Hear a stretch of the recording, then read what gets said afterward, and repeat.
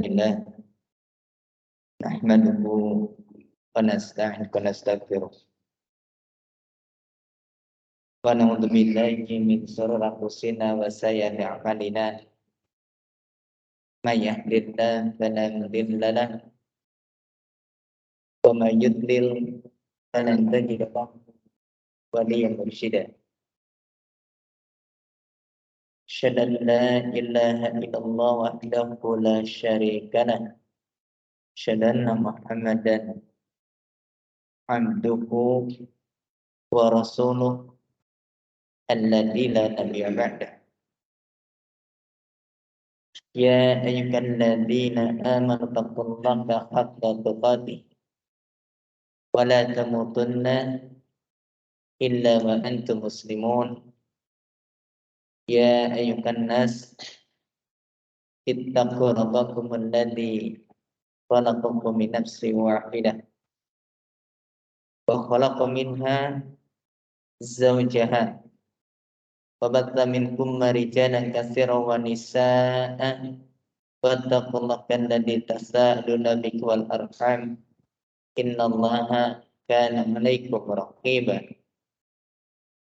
يا أيها الذين آمنوا اتقوا الله وقولوا قولا سديدا يصلح لكم أعمالكم ويغفر لكم ذنوبكم ومن يطع الله ورسوله فقد فاز فوزا عظيما ثم بعد. Alhamdulillah, kita kembali dipertemukan oleh Allah Subhanahu wa Ta'ala. Kita diberikan kesempatan untuk bisa melanjutkan kajian kita ini, yang insya Allah mudah-mudahan Allah Subhanahu wa Ta'ala nantiasa memberikan kebaikan kepada kita semuanya dan menjadikan apa yang kita dapatkan dari ilmu adalah ilmu yang bermanfaat untuk kehidupan kita di dunia dan di akhirat. Ikhwan wa akhwat fillah hadanallahu iyyakum, melanjutkan pembahasan yang kemarin, masih membahas dari kitab Muharramat istahana biha katsiran minan nas. Pembahasan berkaitan tentang su'ul jiwar, jelek dalam bertetangga. Di antara perkara yang terlarang, diharamkan, dan ini dianggap oleh sebagian kita adalah orang yang, atau dianggap perkara yang remeh. Seolah-olah bertetangga itu yang penting kita merasa bebas, kita merasa bahasanya kita ini memiliki tempat sendiri, urusan tetangga, urusan mereka. Padahal tidak seperti itu di dalam Islam. Kita bertetangga memiliki hak. Begitu pula, maka kita pun memiliki pula kewajiban di dalam bertetangga. Di antaranya, kita berkewajiban untuk menjadi tetangga yang baik, bukan menjadi tetangga yang jelek. Kemarin sudah disampaikan di dalam hadis Rasulullah SAW, pengen tahu bagaimana kita mengetahui diri kita ini baik atau tidak. Maka di sana dianjurkan oleh Rasulullah SAW itu barometernya apa? Bertanya kepada tetangga. Apakah diri kita ini baik atau buruk? Mudah, tanyalah tetangga kita. Sebagaimana kata Rasulullah SAW, belum mengatakan bahasanya ketika ada seseorang yang bertanya kepada Rasul, ya Rasulullah SAW, kaifali an a'lama idza ahsan au idza asyad. Bahasanya, yaitu beliau bertanya, ya Rasulullah, bagaimana aku ini bahasanya, aku mengetahui bahasanya aku ini adalah orang yang baik atau aku ini adalah orang yang jelek. Jadi pengen tahu kita ini baik atau buruk itu dari mana? Pengen tahu kita ini menjadi manusia yang baik ataupun yang buruk itu bagaimana caranya? Maka Rasul mengatakan, idza sami'ta jirannaka yaquluna qad ahsanta faqad ahsanta. Yaitu apabila engkau mendengar tetanggamu mengatakan engkau adalah orang yang baik, maka sungguh engkau adalah orang yang baik. Tapi kebalikannya, wa idza sami'tahum, dan apabila engkau mendengar mereka yang ulun, mereka mengatakan qad asata, engkau adalah orang yang buruk, engkau telah berbuat buruk, maka dikatakan faqad asata, maka sungguh engkau adalah orang yang buruk. Maka dari sini kita tahu baik dan buruknya kita bisa dicek dari tetangga kita. Karena kalau orang yang baik dia akan mendapatkan kebaikan, yang kebaikan ini menular kepada tetangganya, sehingga tetangganya merasakan kebaikan kita. Itu diantaranya. Oleh sebab itu maka Islam melarang kita untuk melakukan keburukan terhadap tetangga. Kemarin telah disampaikan tentang di antara tanda keburukan seorang terhadap tetangga, di antaranya adalah banyak. Di antaranya kita seenaknya saja menyandarkan kayu kepada rumah tetangga kita. Misalkan kita ini tinggal di satu komplek yang memiliki tembok. Yang tembok itu milik bersama. Ya milik kita, milik tetangga kita. Maka ketika kita memasang kayu di situ, maka wajib untuk meminta izin pada tetangga. Ini wajib, harus. Jangan sampai kemudian kita merasa ini tembok kita, rumah-rumah kita. Padahal sebelahnya adalah bagian dari tetangga kita. Atau misalkan kita ini meninggikan bangunan sampai menghalangi ventilasi udara dari tetangga kita. Jendela mereka terhalangi oleh kita. Atau terkadang yang paling banyak dilakukan oleh kita membuat rumah atapnya itu kemudian misalkan limpahan air yang turun dari air hujan mengenai tetangga kita. Kan banyak kejadian seperti itu. Ini tidak boleh. Ini jelek namanya. Ini perkara yang mengganggu tetangga. Itu sering terjadi pertengkaran antara tetangga seperti itu. Berkali-kali saya mendapati ada orang yang kemudian bertanya tentang masalah ini. Ada tetangga memang dia bikin rumah di rumah itu di tanahnya sendiri. Anggaplah antara rumah dia dengan rumah tetangga itu jaraknya masih ada 1 meter. Temboknya, tapi atapnya ikhwah. Ternyata atapnya sampai ke batas tanah dan kemudian mengenai rumah tetangga. Dan itu kita akan rasakan bagaimana tidak enaknya seperti itu. Bahkan pernah ada salah satu sahabat saya itu, rumahnya itu karena dia lebih rendah dibandingkan rumah tetangganya, itu berkali-kali jebol gentengnya. Kenapa? Genteng dari atas jatuh. Genteng tetangga jatuh yang rusak rumah tetangganya. Dan itu banyak terjadi, Pak. Banyak terjadi. Atau dia membuat rumah ditinggikan, sedangkan sebelahnya itu rumahnya rendah. Jadi ketika istrinya mau jemur pakaian, kelihatan dari atas. Nah ini pun tidak boleh. Ini sama saja mengganggu tetangga. Dan ini di dalam Islam sebagai perkara yang buruk dan haram hukumnya. Sehingga kemudian dimasukkan oleh Fadilatul Syekh Muhammad bin Shalih Al-Munajjid, ini termasuk perkara yang termasuk dosa yang banyak diremehkan oleh sebagian manusia. Itu diantaranya.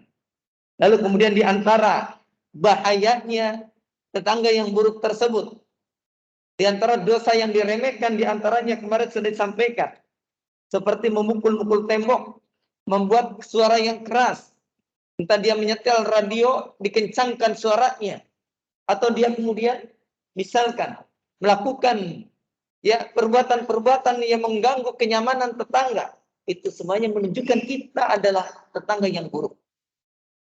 Makanya kan ketika Rasulullah SAW itu mengatakan tentang min alamatis sa'adah, di antara tanda kebahagiaan.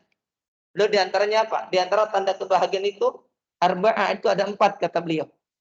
Sebagaimana diterangkan oleh Imam Hakim dalam kitab Mustadraknya. Beliau mengatakan tanda kebahagiaan itu ada 4. Pertama adalah al-mar'atus salihah, istri yang salehah. Orang yang bahagia, istrinya salehah. Kemudian yang kedua, tanda orang itu bahagia adalah yaitu almaskanul wasi', tempat tinggal yang lapang. Bukan besar, bukan luas, yang maksudnya melapangkan dia dalam beribadah kepada Allah Subhanahu wa taala sehingga dia betah di dalam rumah tersebut. Yang ketiganya adalah al-jarus salih, tetangga yang saleh. Kalau kita punya tetangga nggak saleh, maka sulit menjadi bahagia. Kita lagi enak-enak istirahat, tetangga setel musik. Kita lagi enak-enak istirahat, kemudian tetangga itu tiba-tiba ngumpulin temennya, mereka ngobrol sampai pagi hari. Kita nggak bisa istirahat. Berarti jelek kita ini. Kita bukan tetangga yang baik. Ya, kalau sampai seperti itu mengganggu tetangga, makanya kita tidak bisa bahagia ketika tetangga kita ini jelek. Sulit. Itulah sebabnya ketika kita mencari lingkungan, mencari rumah, maka yang pertama dilihat itu adalah tetangganya dulu. Tetangga terlebih dahulu, itu yang pertama dilihat. Maka di antara contoh yang menjadikan tetangga itu adalah tetangga yang buruk, di antaranya adalah yaitu darbi auladihi, memukul anaknya. Anak tetangga bikin masalah, anak tetangga main kemudian dipukul oleh kita. Itu tidak boleh. Ya, saya mengulas yang lalu ini, ya, karena sedikit lagi belum selesai pada pertemuan yang lalu. Atau batarhil kumamah, melempar, membuang sampah indah atabatin babihi, itu yang berada di depan pintunya. Buang sampah di depan pintu rumah kita, buang sampah di depan pintu gerbang kita. Itu di antara perkara yang merusak dan menjadikan tetangga terganggu. Saya yakin. Dan yang ini yang namanya yaitu membuang kumamah, sampah ini, ikhwan jangan salah. Di antara bentuk mengganggu tetangga adalah ketika kita memiliki pohon. Pohon kita ini kemudian sebagian tangkainya, sebagian dahannya, rantingnya itu sampai ke rumah tetangga. Kemudian daunnya berguguran dan itu mengotori rumah tetangga. Maka jalan yang terbaik adalah minta izin pada tetangga, potong, atau kemudian minta izin dibiarkan. Tapi buah yang dihasilkan dari tangkai yang menjorok ke tetangga, maka itu adalah hak tetangga. Nah itu seharusnya. Karena siapa yang dikotori siapa? Di kita ini, pohon-pohon kita. Karena kita tinggal di komplek, rumah kita sempit, pekarangan kita sempit. Kemudian tangkainya menjulur ke rumah tetangga. Kemudian setelah memiliki buah, ternyata buah itu kita ambil semuanya. Tetangga ngambil malah jadi masalah. Dan itu pernah dialami sendiri oleh tetangga kami. Antar tetangga ribut gara-gara tangkal buah. Gara-gara tangkal pohon. Tangkainya, dahannya, sampai pada rumah orang lain. Nah ini kawan. Jadi harus hati-hati berkaitan tentang masalah ini. Membuang sampah.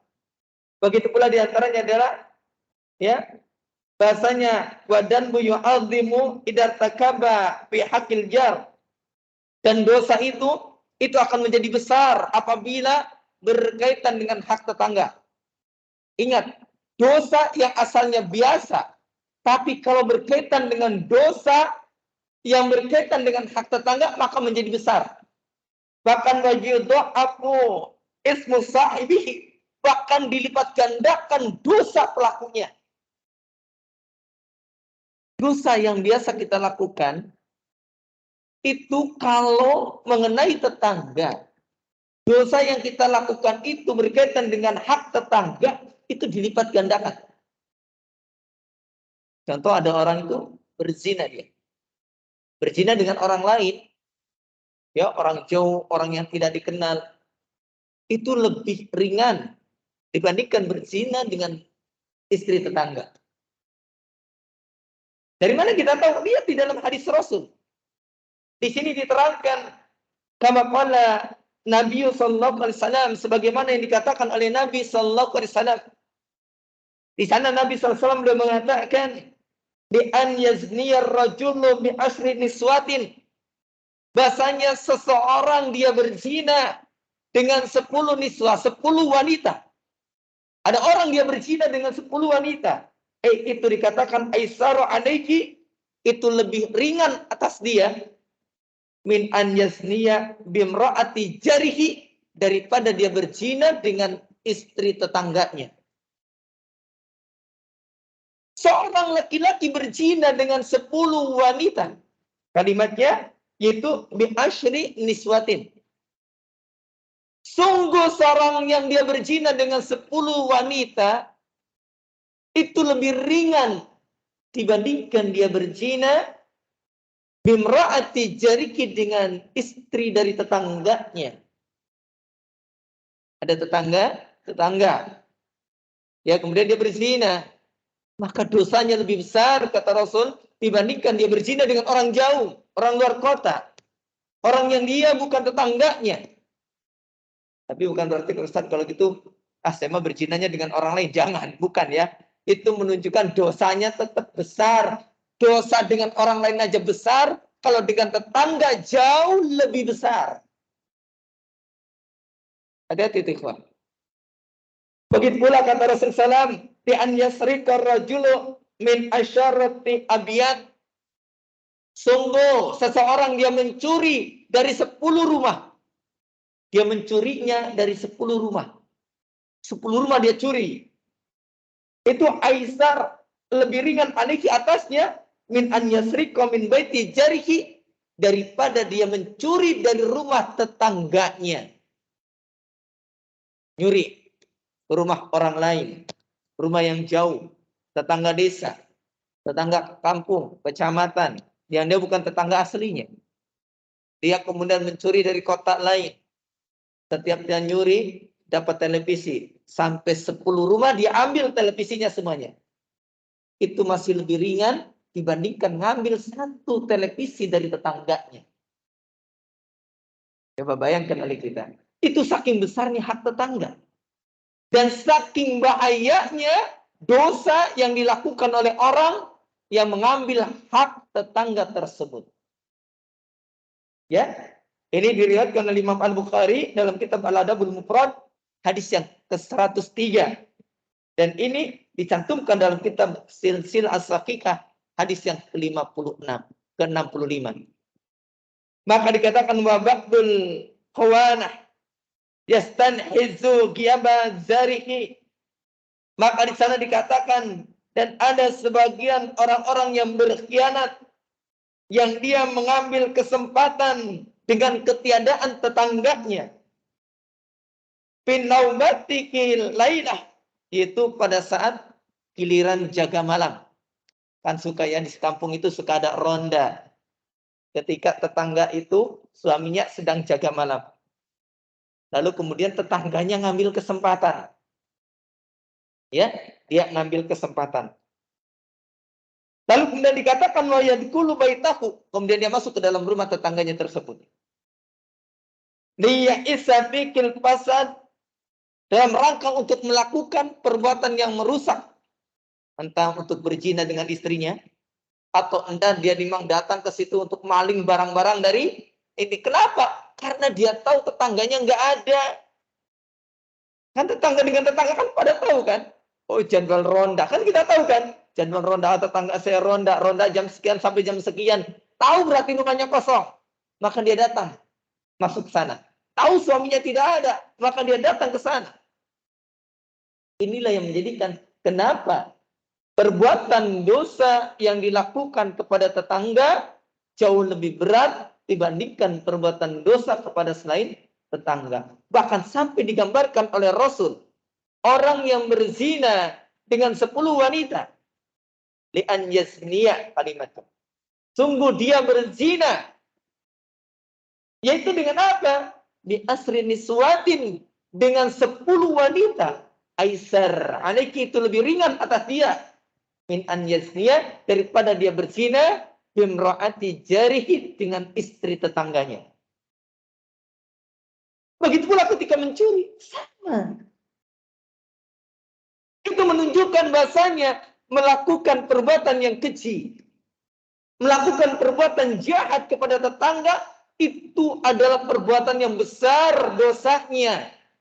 Tapi kebanyakan orang justru malah melakukan seperti ini. Kita lihat, mohon maaf mungkin ya, kita sering dapati ada apa? Di antaranya ada orang yang kadang melakukan pelecehan seksual pada anak-anak itu dari tetangga kebanyakan. Itu kan perbuatan dosa. Orang lain nggak akan menyangka. Kenapa? Oh, tetangga sendiri kok. Itulah sebabnya kenapa batasan-batasan syariat tetap harus ada. Laki-laki dengan perempuan tetap harus ada batasannya. Tidak boleh kemudian lepas dari aturan-aturan syariat. Karena aturan syariat itu dalam rangka saddud dzari'ah, menutup celah-celah kemungkaran. Agar tidak terjadi kemungkaran, maka Islam memberikan rambut-rambutnya.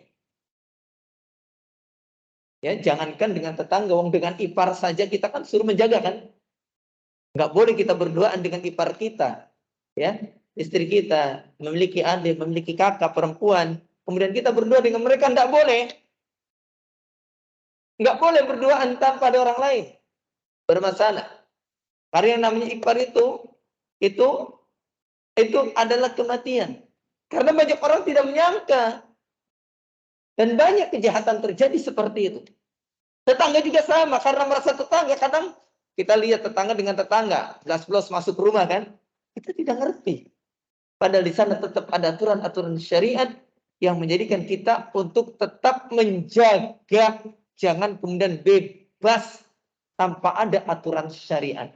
Karena ketika seorang itu melakukan perbuatan yang buruk terhadap tetangga, dosanya berlipat ganda, kata Rasulullah. Itu diantaranya. Nah, setelah kita mengetahui tentang dosa yang besar, dosa yang ini diremehkan oleh orang, padahal ini betul-betul dosa. Adalah su'ul jiwar, itu jelek terhadap tetangga. Maka selanjutnya, yang termasuk dosa yang sering dianggap remeh oleh sebagian orang. Padahal ini besar. Yaitu adalah al-mudhar bil wasiyah. Yaitu merugikan dalam masalah wasiat. Atau membuat wasiat yang merugikan. Ustaz, kok masa ada wasiat merugikan? Iya. Dan kita tahu wasiat itu tidaklah terjadi melainkan ketika orang yang memberi wasiatnya sudah mati. Sudah meninggal. Kalau belum meninggal bukan wasiat namanya. Ada hibah, ada hadiah, ada wasiat. Harus bisa dibedakan. Hibah, wasiat, dan juga dengan hadiah. Beda. Ya. Hibah, wasiat dengan hadiah. Orang biasanya kalau bicara tentang wasiat itu untuk orang yang sudah meninggal. Artinya apa? Pemberian dari orang. Janji orang yang masih hidup mau memberi setelah meninggalnya, itu namanya wasiat. Dan wasiat tidaklah ditunaikan melainkan setelah meninggal orang yang memberi wasiatnya. Jangan wasiat diberikan pada orang yang belum meninggal. Jangan.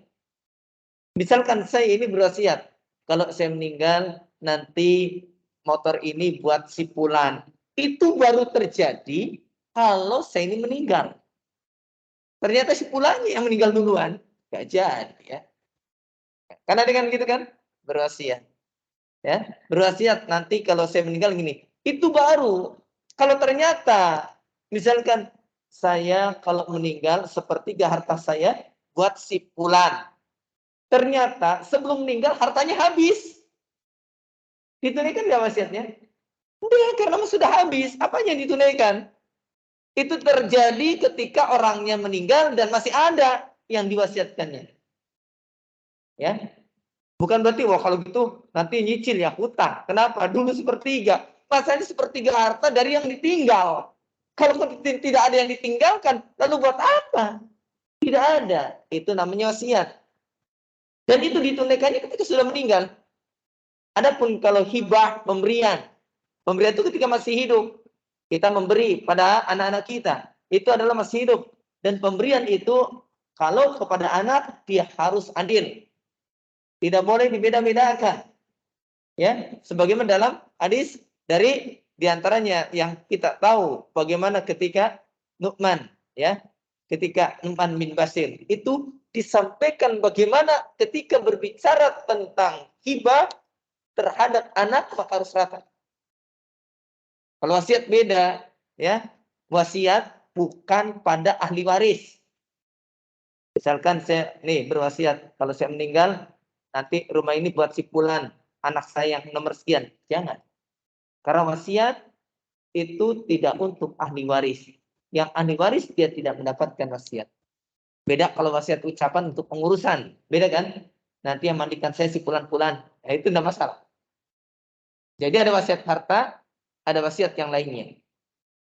Kalau hibah pemberian, ada kalau hadiah, wah. Kalau hadiah itu juga sama pemberian hibah. Cuman yang membedakannya kalau hadiah itu biasanya ada timbal balik. Ada apa? Timbal balik. Kalau hadiah itu biasanya karena ada timbal balik. Kalau hibah tidak ada timbal balik. Kalau hadiah terkadang ada timbal baliknya. Makanya Rasul mengatakan tahadu tahabbu. Saling memberi hadiahlah, niscaya kalian saling mencintai. Maka orang dikatakan dia itu memberi hadiah, itu akan berbalik biasanya. Rasul kalau diberi hadiah, itu suka memberikan hadiah balik. Kalau kita diberikan hadiah oleh tetangga kita, oleh saudara kita, sahabat kita, suatu saat mungkin kita juga akan membalas budi dibalikan lagi. Makanya kalau orang-orang tua kita atau mungkin kita sendiri, misalkan kita ngasih ke tetangga, ya, bawa piring isinya mungkin goreng ayam pada 10 kita kasihkan karena kita masak banyak misalkan.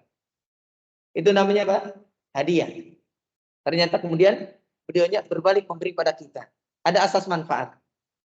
Terkadang banyak juga orang, jangan lupa, hadiah itu ada yang baik, ada yang jelek. Ada yang masruh yang disyariatkan, yang masyru'ah yang disyariatkan adalah hadiah yang mamnu'ah yang terlarang. Kalau kita memberikan hadiah para pegawai, namanya gulul. Hadiatul umal gululun. Hadiah kepada para pegawai namanya gulul.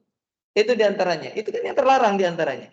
Hadiah. Kenapa? Karena menginginkan adanya asas manfaat. Itu hadiah namanya. Ketika menginginkan adanya timbal balik, namanya apa? Hadiah. Itulah hadiah. Ketika kita memberikan hadiah pada orang-orang tertentu, kan karena kita menginginkan adanya sesuatu dari orang tersebut. Itulah hadiah. Ya, disebutnya apa? Hadiah. Balas baik, balas budinya bisa dengan harta kembali, bisa dengan yang lainnya, bisa dengan kedekatan atau apa saja. Hadiah memang dianjurkan itu, selama tidak melanggar syariat. Karena Rasul mengatakan tahadu tahabu, saling memberi hadiahlah, niscaya kalian akan saling mencintai. Baik, kita lanjutkan. Lalu di antara termasuk dosa besar adalah berwasiat dengan wasiat yang merugikan. Ya, wasiat yang merugikan. Wasiatnya tidak sesuai dengan syariat. Yang dilakukan. Dan ingat, yang diwasiatkan itu adalah barang milik sendiri. Jangan kemudian kita mewasiatkan pada orang lain yang bukan milik kita. Kalau saya mati, itu kebun tetangga, tolong dibagi buat si Fulan. Ya, kebun tetangga itu bukan milik kita, itu nggak boleh wasiat. Ya, itu nggak boleh wasiat. Terkecuali tetangganya ridho, ya silakan saja. Ya sudahlah, kita bagikan. Kan begitu kan? Wasiat. Ada orang berwasiat, kalau saya mati, utang saya tolong bayarin sama si Fulan. Si Fulan ini nggak punya uang, gimana dia bisa bayarin? Mungkin yang lagi rame itu, ketika ada orang yang ketika meninggal, ternyata meninggal itu wasiat pada istrinya. Kalau saya mati, kamu nikah dengan si Fulan ya. Itu. Kira-kira dikerjakan nggak? Ya itu kan. Kira-kira dikerjakan nggak? Istrinya wajib nggak nikah dengan si Fulan? Kan bingung kan? Bingung sama gitu. Ya. Bingung. Pertanyaannya, istri ketika dia sudah suaminya meninggal, milik siapa dia? Apakah masih milik suaminya? Bukan, itu sudah bukan lagi milik suaminya. Kalau istrinya mau, silakan nikah dengan si Fulan. Kalau enggak, ya urusan dia. Lagi pula yang namanya jodoh, pati bagja cilaka, itu kan adalah karena kehendak Allah Subhanahu wa taala. Jadi dipaksa tuh, ente kudu nikah dengan saya gitu. Kenapa? Wasiatnya begitu. Ya. Ya itu urusannya dia dengan orang tersebut. Karena sudah bukan miliknya. Ketika yang diwasiat kita adalah milik dia sendiri. Ya. Ini motor saya, nanti kalau mati saya kasihkan si Fulan. Enggak taunya begitu dia mati, motornya sudah dijual sama orang lain. Kemudian dituntut, motornya itu buat saya. Uang udah dijual. Dia sudah bukan miliknya. Maka wasiat itu tidak berlaku. Karena wasiat hanya berlaku pada orang yang memang masih memilikinya. Ya, masih memilikinya. Kan makanya salah satu sahabat pernah menyampaikan, kalau engkau mau menjadi istriku di surga nanti, maka tidak usah menikah lagi. Apakah itu wajib? Kalau kemudian istrinya nikah lagi, boleh tidak? Boleh-boleh saja. Tapi kalau dia mau dengan suaminya di surga nanti, seandainya Allah pertemukan, maka dia harus apa? Dia coba mengikuti saran suaminya tersebut. Jadi seperti itu ya. Allah kaidah. Lalu kemudian dilihat di sini, wasiat yang memudaratkan. Seperti apa wasiat yang memudaratkan tersebut atau merugikan tersebut? Maka dikatakan min qawaidi syariah. Sesungguhnya di antara kaidah-kaidah syariat, yaitu annaful la darara wa la dirara. Sesungguhnya tidak boleh mendaratkan diri sendiri dan tidak boleh mendaratkan orang lain. Tidak boleh merugikan diri sendiri dan tidak boleh menimbulkan kerugian pada orang lain. Ini kaidah syariat. La darara wa la dirara. Ingat, la darara wa la dirara. Tidak boleh memudaratkan diri sendiri dan tidak boleh memudaratkan orang lain. Tidak boleh memudaratkan dan menimbulkan kemudaratan pada orang lain. Jadi dilarang kita ini membuat kemudaratan. Ya, begitupun dalam wasiat. Kalau kita mau memberikan wasiat, maka berwasiatlah dengan wasiat yang benar. Bukan wasiat yang memudaratkan orang lain. Bukan wasiat yang menyulitkan orang lain. Wasiat yang tidak menimbulkan kesulitan pada orang. Karena tujuan kita itu tidak memudaratkan. Makanya dikatakan wa minal amsilah ana dalik. Dan di antara contoh atas itu, yaitu al-idrar bil warasah syar'iyyin, yaitu memudaratkan warisan yang disyariatkan. Awi ba'dikim, atau pada sebagian mereka, wa may yaf'al dalik fa huwa muhaddadun, maka orang yang dia melakukan itu, maka dia akan diancam oleh Rasulullah. Di antara kaidah yang mengatakan la darara wa la dirara. Tidak boleh memudaratkan diri sendiri dan juga memberikan madarat buat orang lain. Di antaranya dalam masalah waris. Tak boleh memudaratkan ahli waris. Tidak boleh memudaratkan ahli waris. Tidak boleh.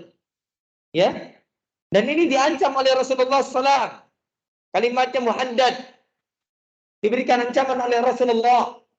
Apa di antara ancamannya? Yaitu biqauliki alaihi salatu wassalam. Yaitu berdasarkan sabda Rasulullah sallallahu alaihi wasallam. Rasul mengatakan di dalam hadis yang diriwayatkan oleh Imam Ahmad dan juga bisa dilihat dalam kitab Sahihul Jami, hadis yang ke-6348. Hadis ini makbul, diterima insyaallah. Apa kata Rasul? Rasul mengatakan mandorok, barang siapa yang memudaratkan orang lain, ad-darakullahu bih, niscaya Allah akan memudaratkan dia. Siapa yang memudaratkan orang lain, maka dikatakan adarallahu bih, maka Allah SWT akan memudaratkan dengan dia. Makanya jangan suka memudaratkan orang. Ya, jangan suka memudaratkan orang. Lalu kemudian wa man syaqa syaqallahu alaih. Barang siapa yang dia itu mempersulit orang lain, membuat berat orang lain, maka Allah akan persulit dia. Ini satu kaidah yang tegas, ikhwah. Jangan macam-macam dengan syariat Allah. Hidup itu jangan membuat orang lain susah.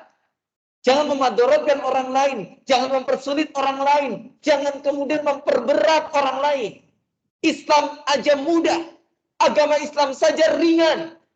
Bukankah Islam mengajarkan pada kita, kata Rasul, bahasanya inna dina yusrun asiru wala tu'asir. Agama itu mudah, permudah, jangan dipersulit. Syariat saja itu mempermudah, kenapa kita mempersulit? Ya, makanya kalau kita lihat ya kisah-kisah zaman dahulu yang ini sebenarnya kisah yang tidak terjadi dan ini hanya sebatas dongeng. Seperti contohnya ada orang jatuh cinta dengan Roro Jonggrang, kemudian tiba-tiba apa? Minta dibangunkan candi dalam satu malam, memudaratkan itu kan, mempersulit orang itu. Walaupun itu kisah yang tidak nyata, ya, tidak nyata. Jangan membuat sulit orang, jangan persulitkan orang, ya, jangan sampai. Karena Allah saja menghendaki kita ini mudah kok. Allah menghendaki kita ini ringan. Yuridullahu bikumul yusra wa la yuridu bikumul usra. Allah itu menghendaki kalian kemudahan di dalam surah Al-Baqarah itu. Dan Allah tidak menghendaki kalian adanya kesulitan. Makanya begitu Allah turunkan syariat puasa, maka puasa itu tidak diperberat oleh Allah. Anda bisa puasa, berpuasa. Anda sabar, Anda boleh berbuka. Anda sakit, Anda boleh tangguhkan pada waktu yang lain. Silakan. Tidak sulit. Kalau Allah saja memberikan keringan pada kita, kenapa kita mau mempersulit orang lain? Dan inilah yang menjadikan sebab terkadang kenapa kita hidupnya sulit. Karena mungkin kita senang mempersulit orang. Kenapa hidup kita ini menjadi berat? Karena kita suka memperberat orang lain. Begitu. Permudah semuanya. Kalau bisa mudah, kenapa dipersulit? Jangan dibalik. Kalau bisa sulit, kenapa dipermudah? Jangan. Itu kaidah yang salah. Permudah, jangan dipersulit. Ya, ini mempersulit orang terus ya. Jangankan mempersulit ikhwan, menggantung harapan orang saja tidak boleh. Antum tahu yang menjadikan orang gak bahagia itu apa? Karena terlalu banyak berharap. Lalu kemudian harapannya tidak terjadi, nggak bahagia dia. Kalau Anda tidak mau memberikan sesuatu, jangan memberikan harapan. Bapak-bapak, kalau bapak-bapak rajin ngaji, ya di kajian ini yang selama 1 bulan full 4 kali, nanti saya kasih hadiah. Wah, berharap semua kan berangkat. Ternyata setiap bulan, dong tidak ada hadiahnya. Kecewa itu. Kecewa. Ya. Ketika seorang laki-laki ngelamar, Bapak saya mau ngelamar putri Anda, ya. Akhirnya apa? Ya sebentar. Ya memang putri saya juga sudah senang sih dengan Anda, tapi nanti ya kebetulan putri saya ini ya masih kuliah, masih sekolah. Nanti sebentar aja, nunggu aja selesai. Begitu sudah selesai kuliah dia nikah dengan orang lain. Apa yang terjadi, Pak? Saya yakin sakit hatinya luar biasa. Ya, kalau enggak sudah. Kalau ya iya begitu. Jangan dipersulit. Kalau membuat sulit orang lain, khawatir kitanya dipersulit hidupnya oleh Allah Subhanahu wa taala. Ya. Mau beri wasiat silakan, jangan memudaratkan. Wasiatnya jangan mempersulit orang. Makanya di sini dikatakan wa min suwaril mudar fil wasiyah. Di antara madarat atau menyulitkan orang di dalam masalah wasiat adalah hirmanu ahadin al-warasah min haqqihi syar'i. Itu mencegah seorang dari mendapatkan warisan yang berhak secara syariat. Seharusnya dia dapat warisan, akhirnya dia dihalangi. Kan banyak kan kejadian, pernah suatu saat saya sendiri pernah mendapatkan satu kasus yang ini luar biasa pelik. Anak aslinya itu memang sibuk kerja. Akhirnya yang ngurus ibunya itu adalah anak angkatnya. Anaknya 4, 3 asli, 1 angkat. Dan ternyata ketika sudah meninggal, sebelum meninggal ibunya tuh bilang, bahasanya karena yang banyak mengurus adalah anak angkat saya, maka dia mendapatkan 50% dari harta saya. Sisanya silakan bagi kalian bertiga. Kira-kira benar apa salah? Salah yang seperti ini. Enggak benar yang seperti ini. Dikerjakan enggak? Enggak boleh. Tetap harus kembalikan. Setengah itu maksimal menjadi 1/3. Jangan kemudian mentang-mentang seperti itu. Atau dia berhela, ngakal-ngakalin. Kenapa? Biar tidak jadi rebutan. Ya, biar tidak jadi rebutan. Saya takut kalau warisan nanti saya mati jadi rebutan. Anak-anak saya ada 5, perempuan 3, laki-laki 2. Sudahlah, biar adil. Ya, ada sawah 5 hektar, sehektaran buat kalian. Ada rumah 5 ya, satuan dengan kalian semuanya. Adil nggak? Adil. Sebelum bapaknya mati bilang begitu, sudah ya. Ini saya bagikan sekarang. Daripada kalian nanti ribut warisan. Pertanyaannya benar apa salah? Tujuannya baik enggak? Baik. Tujuannya baik biar nggak ribut karena warisan itu panas wah. Tapi salah caranya. Karena apa? Adil nggak seperti itu? Adil nggak? Dan tidak adil. Karena bagian wanita itu setengah dari bagian laki-laki, dia karena takut warisan jadi masalah, dibagi rata sebelum mati. Udah, bagi rata. Nanti kalau saya mati dibagi. Ya, ya Pak, kalau sudah mati kan itu kembali pada hukum waris. Ya sudah, saya masih hidup, dibagi aja. Akhirnya dibagi, habis. Dianya bingung, sehari-harinya mau makan dari mana?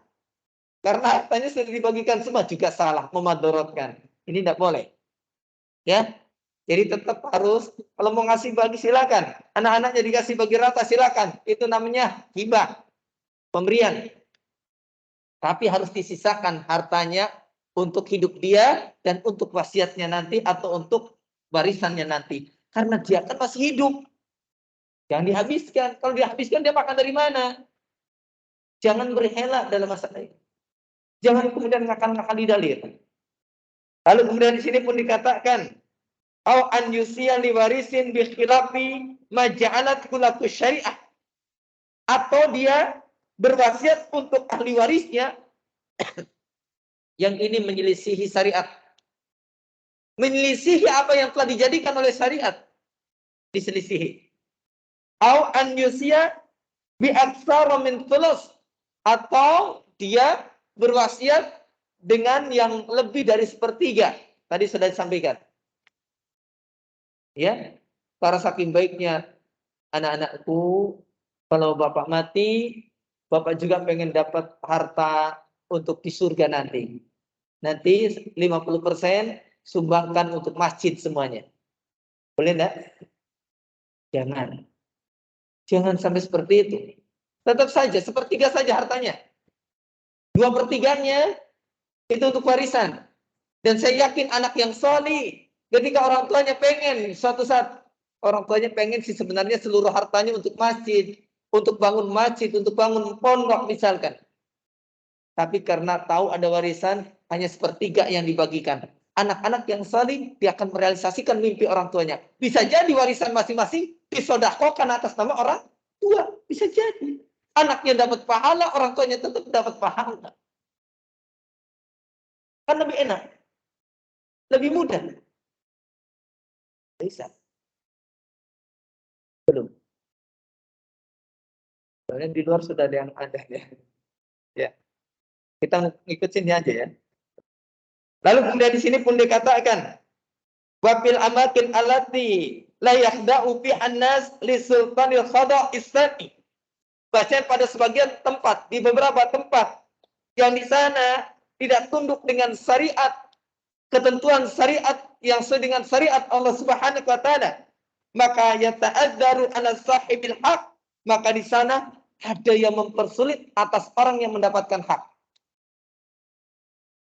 Sebagian daerah, sebagian tempat yang di sana tidak menerapkan syariat, terkadang orang yang berhak mendapatkan bagian yang haknya itu dipersulit. Ya, ta'adzar, dipersulit. Ya, dibikin susah. An yaquda haqqahu, untuk mengambil haknya. Seharusnya laki-laki dapatnya 2 bagian, tapi karena di tempat tersebut, di daerah tersebut, pokoknya laki-laki perempuan sama, akhirnya dia susah mendapatkan 2 bagian tersebut. Seharusnya istrinya, seharusnya suaminya dapat bagian, tidak dapat. Di daerah kami saja, Pak, ketika orang tua itu meninggal, contoh, pokoknya nggak tahu harta siapa, istri meninggal, harta seluruhnya dibagikan ke anak-anaknya, suami nggak dapat. Ketika kemudian suami meninggal, harta dibagikan seluruhnya untuk anak-anaknya, istri nggak dapat. Ini kan salah. Kenapa? Istri berdapat bagian nggak ketika suami mati? Dapat. 1/8 kalau punya anak. Tapi ketika istri meninggal, suami dapat bagian enggak? Kalau harta suami yang nggak usah dibagikan. Yang dibagikan ya hanya harta istrinya. Jangan dibagikan harta suaminya. Karena itu masih hak suami. Dan suami juga kan masih hidup. Masih melanjutkan. Ya enggak Ustaz, harus dibagikan. Kenapa? Kan itu usaha barengan. Biar apa? Biar nanti suami nggak kawin lagi. Nggak punya dana untuk kawinnya. Nah ini salah juga. Ya. Ini kan keliru. Syariat ya syariat. Adapun perasaan jangan dibawa-bawa dalam masalah ini. Tapi itu saja barangkali yang bisa saya sampaikan. Mudah-mudahan apa yang disampaikan tadi bermanfaat, khususnya bagi Anda yang menyampaikan dan umumnya bagi yang hadir dan mendengarkan. benar datangnya dari Allah. Salah itu kesalahan sebagai manusia biasa. Semoga Allah Subhanahu wa taala mengampuni kita semuanya. Syukran jazakumullahu khairan. Wallahu a'lam bishawab.